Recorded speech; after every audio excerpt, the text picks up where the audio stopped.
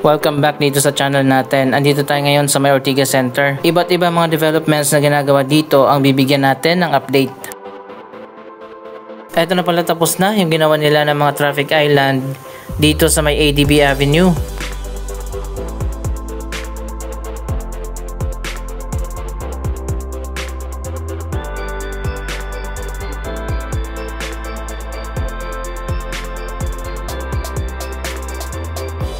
Magkabilaan yung ginawa nila dito para mas maging maayos na yung daanan ng mga sasakyan. Meron kasing intersection dito sa area.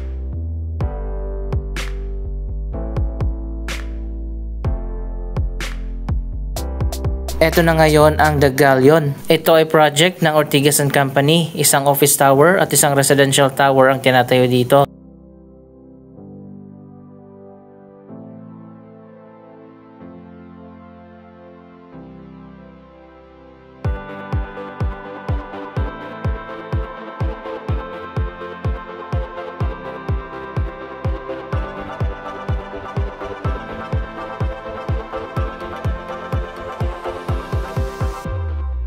Itong nasa harap ang office tower at yung nasa likod yung naka-side view ang residential tower.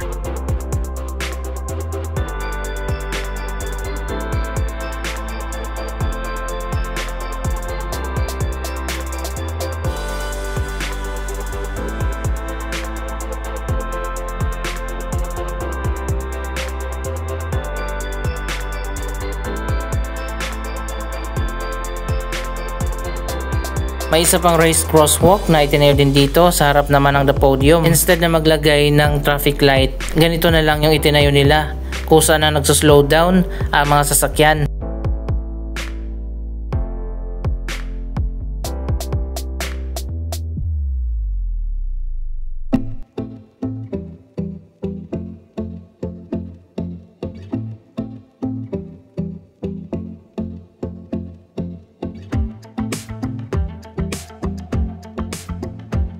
Hindi na pala tayo dadaan sa loob ng the podium. Ilang beses ko na naman ay pinakita ang napakagandang design sa loob ng mall na yan. Diretso na tayo sa ginagawa na SM Mega Mall redevelopment.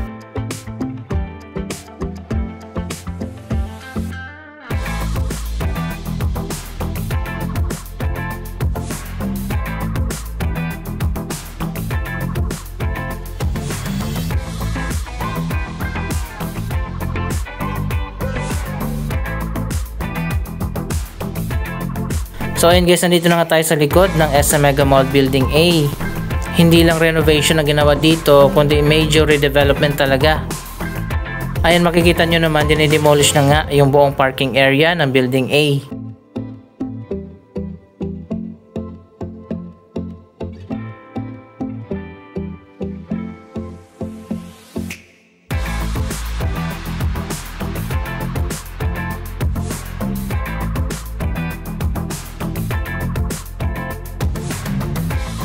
Ang purpose kasi ng SM Mega Mall Redevelopment Project ay madagdagan ang commercial floor space nito ng ilang square meters. Mag-iiba na rin ang layout ng mall. Mas maluluwag na mga hallways, mataas na ceiling, at malawak na mga stores.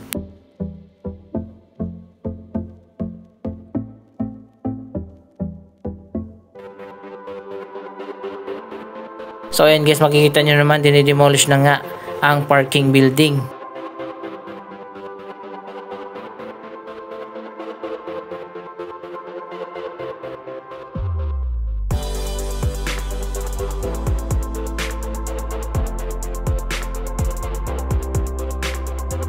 Mula sa pagiging everyday mall, magiging upscale mall na ang SM Mega Mall kapag natapos na ang major redevelopment na ginagawa dito.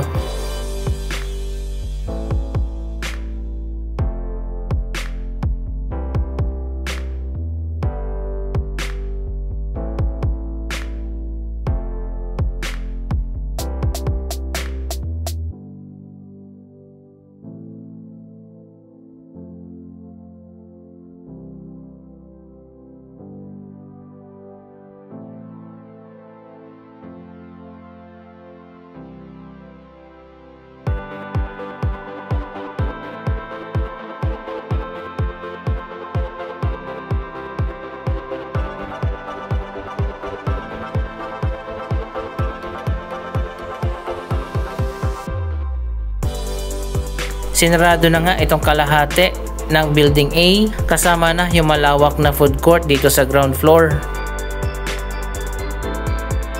Abangan din natin ang mas pinaganda na food court. Siguro hindi na yan tatawagin na food court, food hall na yan kapag natapos na.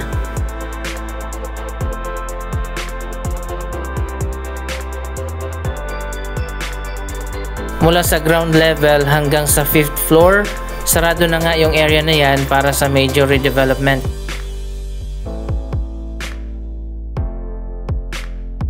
Diretso muna tayo dito sa labas ng Building A, isa pang mega project na tinatayo dito, ang bagong modern na EDSA Busway Station na katulad doon sa SM North EDSA Busway.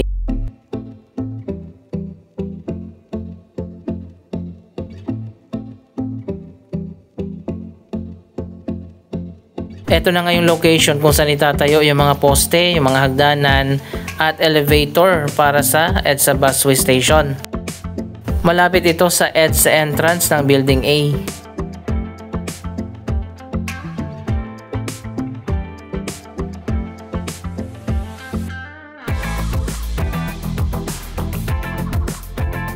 So ayun guys, dyan nga sa gitna ginagawa na ngayon.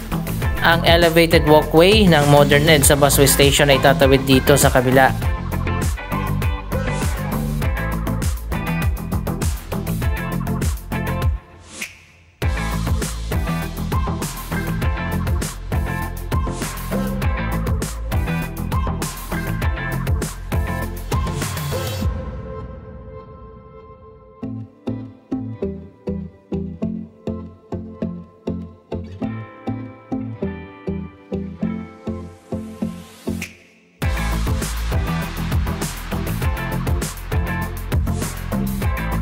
Sa taas naman ng Building A magkakaroon nga ng Sky Garden, pero mas maganda yung Sky Garden dito sa SM Mega Mall dahil ito ay enclosed. Magkakaroon ng special roofing system at air conditioned ang Sky Garden, hindi katulad dun sa Mall of Asia Sky Garden na open air.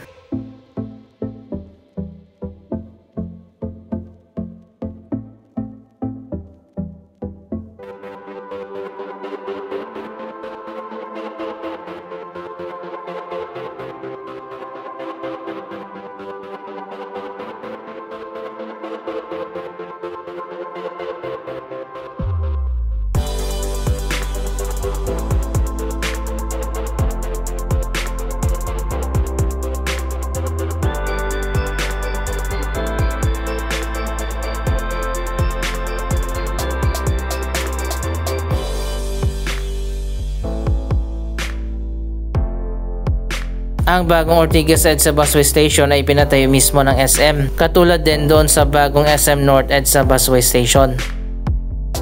May mga poste na rin dyan sa magkabilang dulo para yan sa hagdanan at elevator.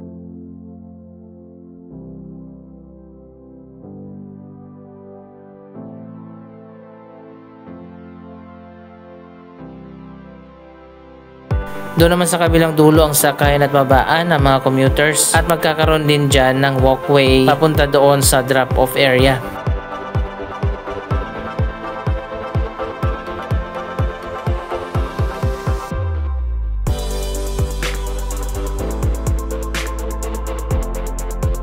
Siguro naman nasubukan nyo nang sumakay o bumaba doon sa bagong SM North EDSA Busway Station.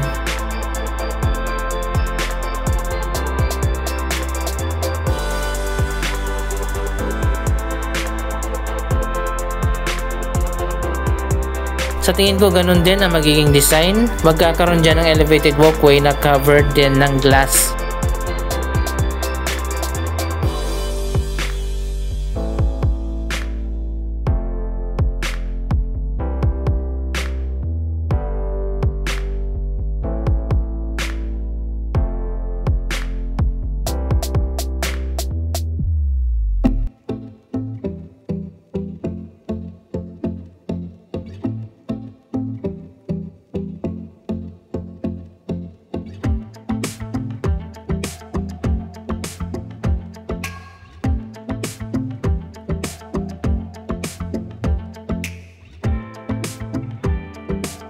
Mas maluwag na yung mga hallway at mataas na yung ceiling. Kaabang-abang talaga kapag matapos na ang bagong SM Mega Mall Redevelopment Project.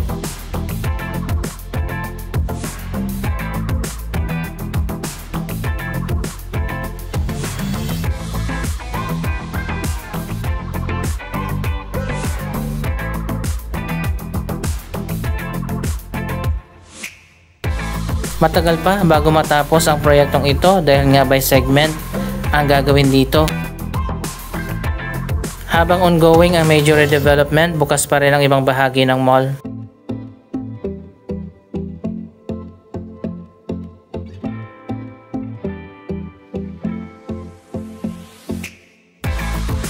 Andito tayo sa Mega Fashion Hall na connected sa Building B. Medyo bago pa lang itong Mega Fashion Hall, pero ang atrium dito ay kasama din sa major redevelopment.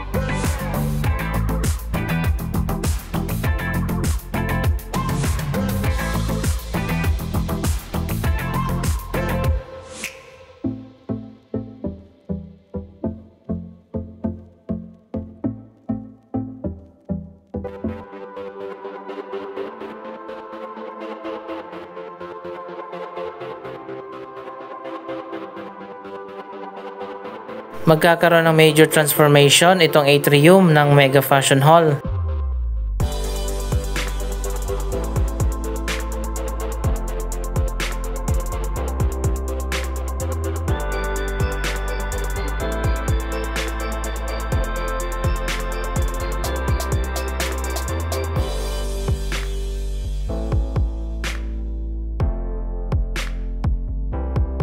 Ang sikat na international design company na Benoy ang kinuha mismo ng SM na magdisenyo sa bagong interior design ng SM Mega Mall Redevelopment.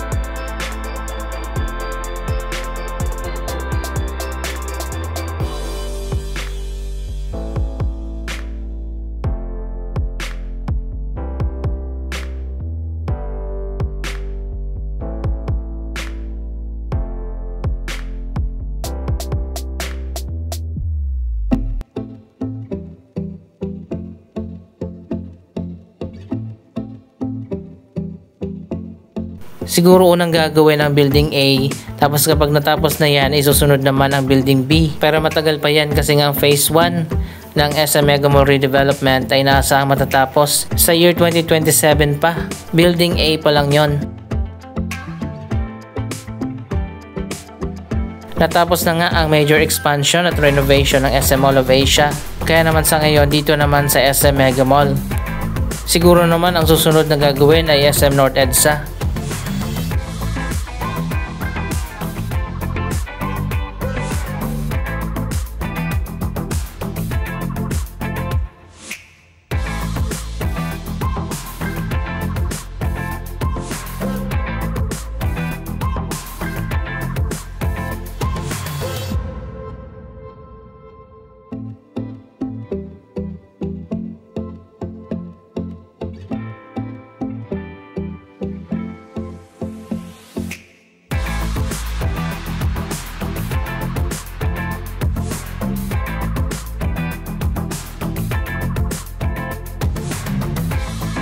Anyway, ano masasabi nyo sa proyektong ito? Mag-comment lamang dyan sa baba ng inyong mga reaksyon. Maraming salamat sa inyong panonood. Huwag kalimutan na i-share ang video ito at mag-subscribe para sa daily updates. Thank you for watching.